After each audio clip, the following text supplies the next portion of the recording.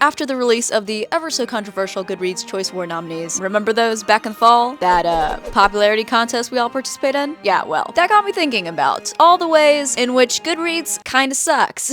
I have been ruminating on this topic over the past few months. And don't get me wrong, I love Goodreads as much as the next person. I use it multiple times a week. However, I can simultaneously love something and still acknowledge where it falls short. Off a cliff. So I wanted to come on today and start a discussion around not only Goodreads, but book tracking social media as a whole. In this video, I will specifically be focusing on Goodreads, as that's the most popular book tracking site, and highlighting the areas that could use some improvement, my suggested improvements, and my thoughts and feelings on Goodreads and book tracking as a whole. I should probably talk about this before we get into things. It's a long story. Long story short, I may have slammed my finger in a car door. It was not a pretty sight. It was literally wedged in there. If you see this band-aid reoccurring in every video over the next few months, no you do not. What is Goodreads exactly? Spanning over 150 million users, this platform enables readers to find new books, track their reading, leave ratings, and read reviews. Additionally, one of the site's most attractive features, especially to today's chronically online generation, is its ability for readers to see what their friends are currently reading or interested in picking up. To quote Otis Chandler, a co-founder of Goodreads, "Our position is to not catalog your books. Our position is to see what your friends are reading or get excited about reading through your friends." So to put it simply, Goodreads is bookish social media. In theory, a 100% book-centered social media site sounds a bit too good to be true, but it sounds like the perfect opportunity to bring together readers from all over the internet, from Bookstagram to BookTube to BookTok to one place for lovers of literature to connect. So why is it that the site that is supposed to promote connection through literature makes it so difficult to do just that?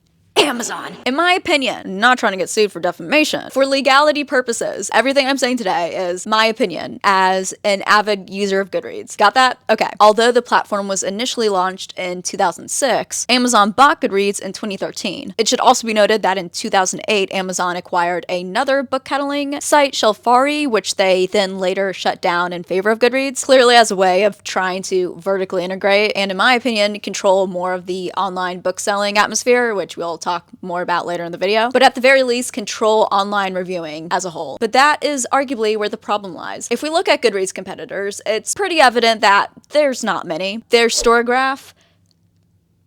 That's about it. Storygraph is the only platform that comes anywhere near close to being a competitor. You see, no competition brings little to no incentive for improvement, leading to a primitive, underdeveloped site. Take, for instance, the logo. What does the logo tell me about Goodreads? It tells me that the site is still stuck in the 2011 prehistoric age of Instagram. You would think by now that after 18 years, someone would think, hey, how about we make a more modern, exciting logo that gets users excited to use our platform? But no, the face of the site is as bland as a brown paper bag. Goodreads, I'm doing y'all a little favor here. I took it upon myself to design an example logo of something that is more current. Though if you do choose to use this, I do expect compensation. Thank you very much. I wanted to keep the logo similar to their old one, which was kind of hard to do given that I did not have much to go off of, but I did keep the lettering style. As you can see, we have the G, which I incorporated Amazon's little swoop into, since I know Jeff likes to have that in all his logos. Then we've got the R as well. When designing logos, you want to keep it abstract, as that makes it versatile, which I did. I'm not trying to toot my own horn, but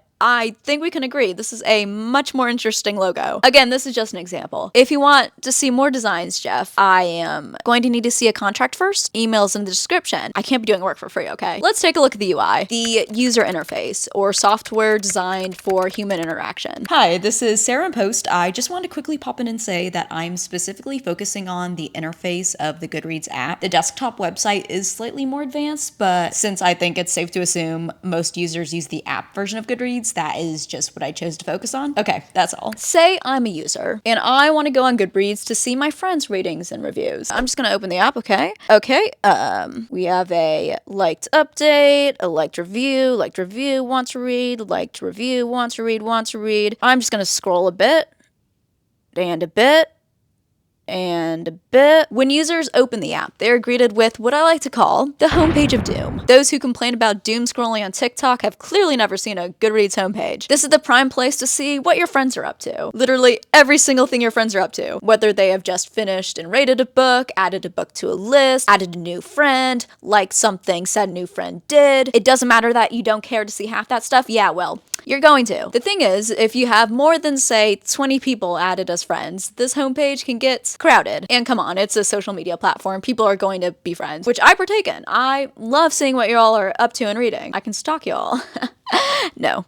I mean, kinda, yeah. But do I really need to scroll through and see the 40 books Susie from Susanville has just added to her want-to-read list? And this isn't Susie's fault. She's just trying to find books she wants to read. What makes this homepage of doom so frustrating is that it could be fixed with a simple filtration system or similar feature that would enable users to filter out what they don't want to see. I would love it if I could just click a button that would just filter out everything except star ratings and reviews, because that's personally what I want to see on my homepage. Speaking of star ratings, or better yet, lack thereof. One of the many reasons why some choose Storygraph over Goodreads is that on the former, you can leave half-star ratings. This oversight on Goodreads makes no sense because the average rating of any book on Goodreads can be that of any decibel notation, but you, as an individual, can only rate a book 1, 2, 3, 4, or 5 stars, even if a book has an average rating of 4.6 stars. So why can't we rate with half stars? It's clearly not going to break the system, Jeff. The platform that was partially created to rate books will not let me accurately rate books, and that is partially why I keep a reading journal to keep track of my actual ratings, which kind of defeats the purpose of tracking your reading on Goodreads, but I digress. Back to the layout of Goodreads. We've already addressed the homepage. The next tab, the My Books tab, I don't really have a problem with. I think it actually easily allows users to do what it set out to do. So let's move on to the Discover tab. As the name implies, this feature it's supposed to I'm sorry.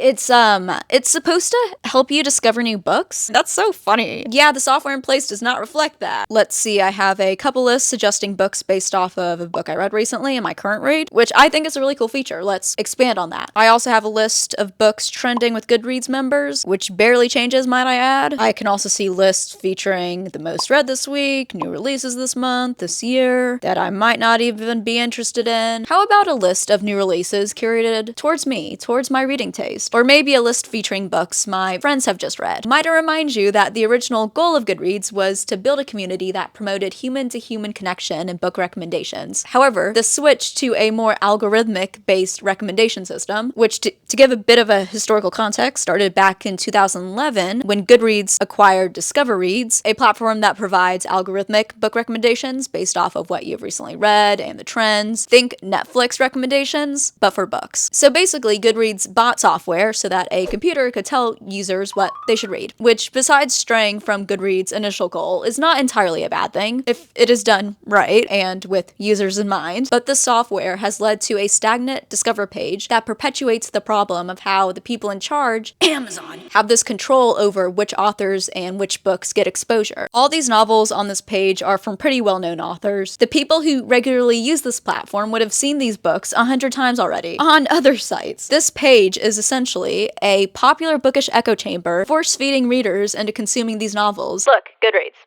Book Talk already has that covered.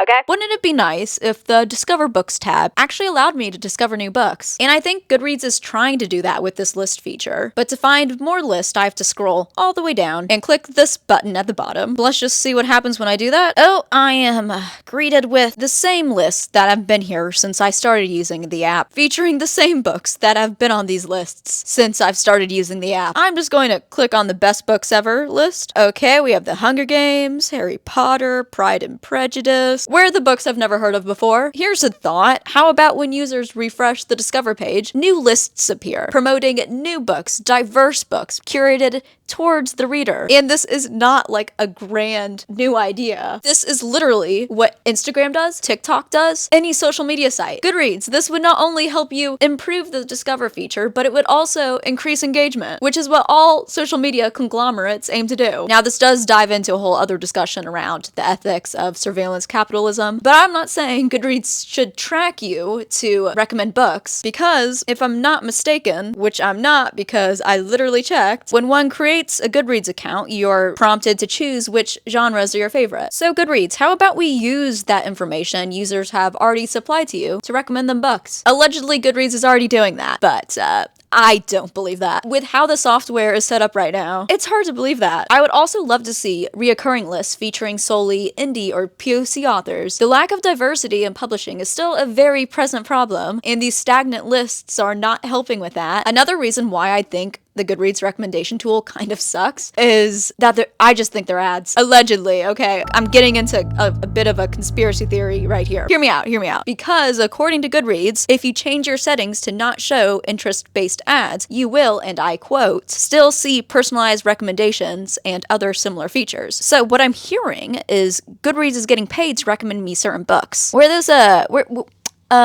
those human-to-human book recommendations we were talking about earlier? Now, I can also see the argument that the dated overall design is supposed to elicit a sense of nobility in academia, since this is literally giving Stone Age library search engine. And I don't want to speak for everyone, but I'm fairly certain people would rather have a system that actually does what they want it to do. Like any social media, Goodreads is ultimately a business whose goal is to make money. They do that through direct advertising opportunities with publishers, such as those emails you receive that showcase new releases, but also through giveaways, ads, and affiliate links to retailers, which they then in turn earn revenue from. What I find particularly interesting about Goodreads that differentiates itself from other social media sites is that besides the authors who indirectly make money through people buying their books, the only other person making money is Goodreads itself. There are no influencers or anything like that, which, might be a good thing. I think it's just an interesting thing to note. From my research, it's pretty evident that Goodreads is not making much money. After paying their employees, there's not much left over. But still, Goodreads is up and running. Why? Because it's an effective marketing tool for Amazon. I think this quote I found from an interview with Otis Chandler perfectly sums up the overall business objective of Goodreads. The direct income of Goodreads isn't as important as it used to be. Now it is more of a pipeline to push avid readers towards purchasing books on Amazon. It is an incredibly valuable bank of data for Amazon to have access to and to be able to send Amazon-specific ads on. Goodreads likely brings in a decent chunk of Amazon book sales. So although Goodreads on its own is not bringing the moolah, it is indirectly contributing to Amazon sales. So Jeff, may I suggest, just a little suggestion here, reinvesting some of that money into redesigning your platform. It might even help you sell more books. I think a whole other video could be made around Amazon's presence in publishing and how they, from an outsider's point of view at least, are trying to monopolize the book industry as much as they can. For example, if we look at everything book-related Amazon owns, we have Goodreads, the bookish social media site, which, as I previously said, helps Amazon sell books. We have the Amazon site, which, amongst many things, is a book retailer. We have Amazon Publishing, Amazon's publishing house, which is different from Kindle Direct Publishing, which allows independent authors to distribute books electronically. Let's not forget about the Kindle, though. Amazon's e-reader. We have Kindle Unlimited, Amazon's e-reading subscription service, Audible, Amazon's audiobook subscription service, and then we have Amazon Book Clubs, which encourage customers to buy and read books via their book club. We also used to have the Amazon bookstore, RIP. Look, I'm really harping on Amazon today, but I gotta give credit where credit's due. The Amazon bookstore was amazing. Why did they have to close the one thing they had going for it? One of my favorite morning routines was going to the Georgetown Cafe, getting a coffee, a gluten-free pastry, and then walking over to the Georgetown Amazon bookstore. The actual store was always so nice, like on par with Barnes & Noble. Sadly, Amazon has shut down their bookstores in favor of their grocery market and department store concept. And I get it, if something's not working, Amazon's going to shut it down. But at one point, Amazon bookstores were a thing. I think they should have, invested some more money into developing their bookstores, especially, in the heights of the publishing industry. But